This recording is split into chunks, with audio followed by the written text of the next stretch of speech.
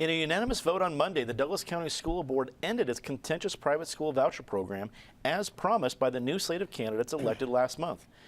David, I know, being a resident of Douglas County, some of the arguments down there were hoping that if this case went forward to the Supreme Court, as it was going towards, that it would eventually address and overturn the Blaine Amendment, at least here in Colorado.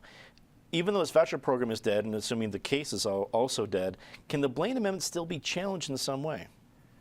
Well, yes, but not in this particular case, right. Since now there's no controversy between the parties. If the taxpayers for public education, represented by the ACLU, brought the case, said we don't like our tax dollars being spent on this voucher program by the Douglas County School District, the Douglas County School District says, oh, well, that's it, we end it. That's what they voted for on December 4th. There's nothing for a court to deal with. And Colorado courts can, in some limited cases, situations, issue what are called advisory opinions, but this isn't one of them.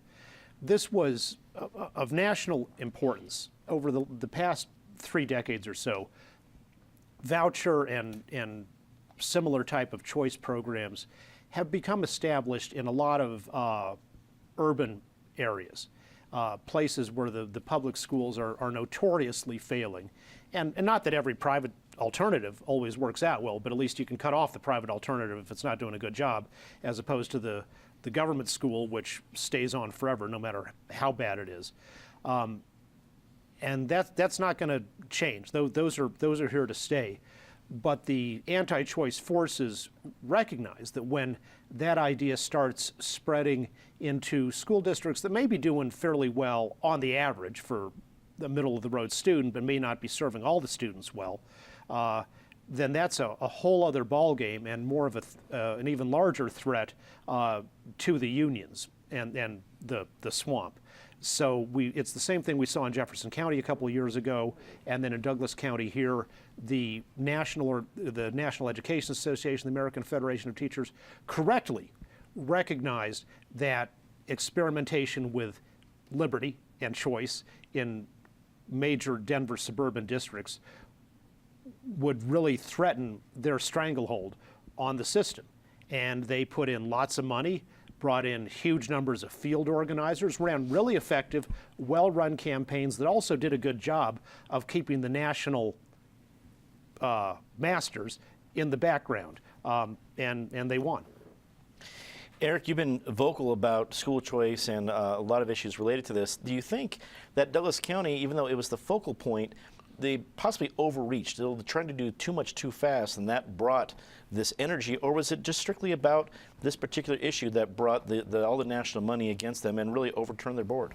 Well, I don't know if they overreached on a substantive policy principle level, but they certainly overreached politically, and they got ahead of their community. And this is, it's not that voucher issues die among traditional Democratic constituencies, particularly black or brown or low-income constituencies.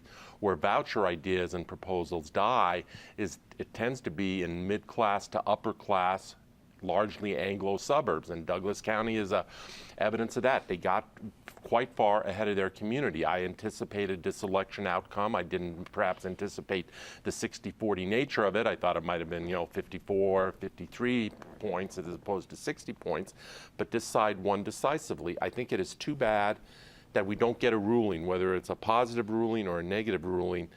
This case doesn't proceed to a ruling by the U.S. Supreme Court, because I think that ruling would have been clarifying. I think one reason that so much money may have been dumped into Douglas County was that opponents of vouchers did not want that ruling. They were worried about what that ruling might say, so they wanted to moot out the case, and the Douglas County School Board, the new school board, sure didn't waste any time in doing that. Penn, these kinds of issues seem to be a hotbed in Colorado. Do you think a voucher program, maybe not as big or as far-reaching as what Douglas County planned, that something's going to come down the pike that will still push this issue in the future in Colorado? I think we'll continue to discuss it, but I'm not certain if we'll see anything implemented, because in my experience, the voucher proponents have a series of rigid parameters they operate within, which I think create issues for them. In my experience, when I served in the legislature, the problem we had is the voucher programs never gave the parents choice. It gave the schools the ability to choose and cherry pick which students they wanted, because they didn't have to cover the cost of transportation. They didn't want to be held to the same standardized testing regime and protocols that public schools and even charter schools had, which means that as a parent, you had no way of determining if those standard measures are legitimate ways to measure performance. You had no way of comparing how these voucher schools worked. And third, even though you had a voucher, they didn't have to take your kid or accept you. And so the choice was really illusory. And what has often happened is it's not just in communities of color where they feel we're going to get discriminated against. It's even in majority communities where, well, we're not quite as affluent as this group down the street, and they may want the more affluent kids or the kids from the more affluent families than ours. And so it's a process where you can't control who gets sorted in and who gets sorted out. And until the voucher proponents figure out how they're going to deal with some of those issues, I think they'll have trouble gaining real traction in Colorado over time. Patty, the last year's Douglas County School Board gave us a lot to talk about at this table.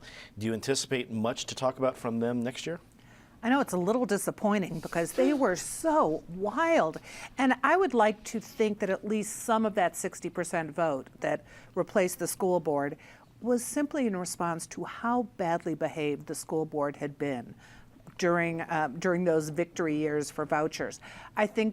I'm glad I don't have to try to understand the Blaine Amendment again for a while, but I'm assuming there will be some other case somewhere that brings that up again. In this case, you can't separate out the fact that we're talking about a lot of money going to religious schools with this voucher system, which set it in motion, 5 years ago? So I'm hoping Douglas County calms down and is quiet for a while, and everyone on the board behaves like an adult rather than the kindergartners they did before.